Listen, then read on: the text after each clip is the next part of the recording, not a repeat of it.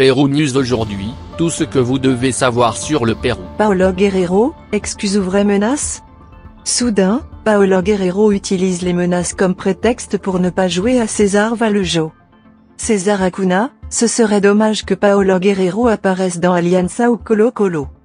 Dans Agência de Noticias, le président fondateur de César Vallejo a estimé que Paolo Guerrero prenait soudainement les appels d'extorsion comme prétexte pour ne pas se rendre à Trujillo. Paolo Guerrero ne souhaite pas poursuivre sa relation avec César Vallejo et c'est pourquoi, par l'intermédiaire de son avocat, il a envoyé ces dernières heures une lettre de démission au club de Trujillo. C'est pourquoi le président régional de la Libertad, César Acuna, qui est également le président fondateur de César Vallejo, s'est entretenu avec Ampliación de Noticias et a répondu sur la polémique avec Paolo Guerrero. À un moment donné de la conversation, il a donné ses impressions sur la position de l'ancien joueur de la Coupe du Monde, qui espère quitter le club dans les prochaines heures.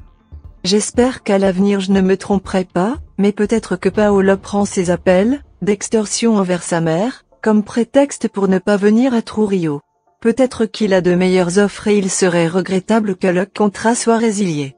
Et il apparaît dans Aliança Lima ou Colo-Colo, a-t-il déclaré. Paolo Guerrero ne jouera pas à Vallejo. En attendant, il espère que tant le côté du footballeur que celui du club parviendront à un accord à court terme sur cette controverse. J'espère que ses avocats et ceux du club parviendront à un accord car après tout, dans cette question d'insécurité, le responsable est le pouvoir judiciaire, le parquet, la police nationale. Ils appellent de manière générale, a-t-il souligné. De même, César Acuna a regretté que la question de l'insécurité des citoyens, dans le cas de Paolo Guerrero, fasse fuir les investissements et le tourisme à Trujillo.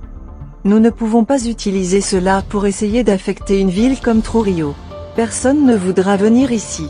Ils suivent ce que disent les réglementations afin de parvenir à un accord, a-t-il déclaré. César Vallejo et Paolo Guerrero, sur des chemins différents. Enfin, il a indiqué que tous les efforts ont été faits pour avoir la présence de l'international de l'équipe nationale péruvienne dans l'équipe dirigée par le directeur technique Roberto Mosquera. Tout le monde attendait car il ne vient pas. La vérité est que l'avocat de Paolo a appelé pour dire qu'il menaçait la mère du joueur. Il a appelé le ministre de l'Intérieur et de la Défense. Je leur ai dit de le soutenir comme n'importe quel autre citoyen, a-t-il conclu.